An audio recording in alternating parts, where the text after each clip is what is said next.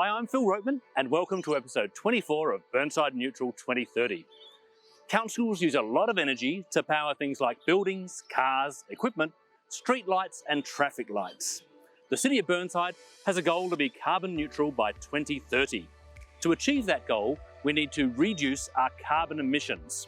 One of the ways we're doing that is by installing solar power systems. Let's take a look at some of the projects. We're installing a 48 kilowatt solar system at the George Bolton Swimming Centre, which is our most energy intensive site. We're also planning to change the pool heating from a gas system to an electric system, which is much more efficient and can use solar power. We're installing a 40 kilowatt solar system at the council depot. At this site, we use electricity to run offices, a mechanical workshop, and charge electric vehicles. We're also replacing a lot of our petrol-powered equipment with electric equipment, like this electric chainsaw. It's environmentally beneficial and a lot quieter too.